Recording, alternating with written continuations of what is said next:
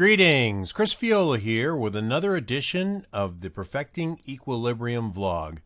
Last week we took our first look at Lightroom Classic, and over the ensuing week I let it do facial recognition and try to assemble people in the catalog that we built last week. And once again, dumber than a box of hammers.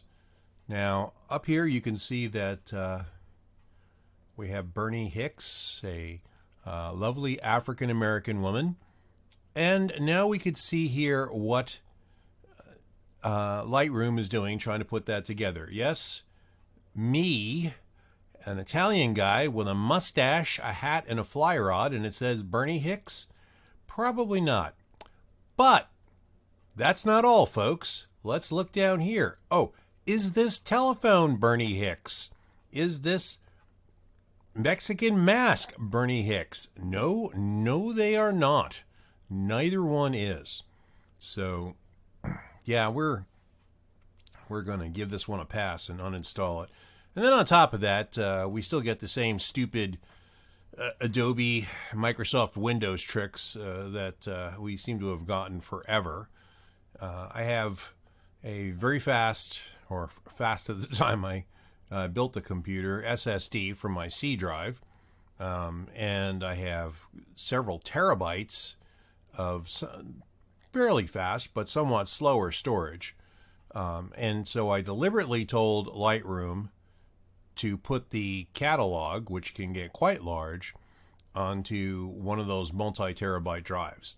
And so it chugged away for about a day and a half and then said out of space. So that's preposterous. How could it be out of space? Oh, because we ignored what you said and put it on the C drive anyway.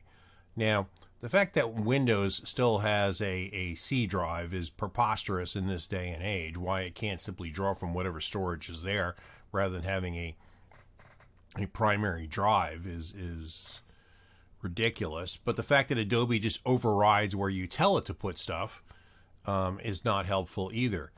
Apparently this is very common, though, because when I went into the Adobe knowledge base, one of the first things was how to move a catalog. So they do make it easy to move it, so I dragged it to where it was supposed to be in the first place and freed up half the space on the SSD. So there you go.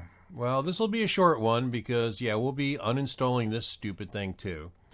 And next week we'll kind of wrap this up. I've said repeatedly that I'm going to stick with some combination of Google Photos, which does excellent face recognition, and Microsoft OneDrive's Photos, which is not as good as Google Photos, but is good enough and is the best overall package for me. And I'll talk some about why. So a short one this week, and just again, the headline remains dumber than a box of hammers.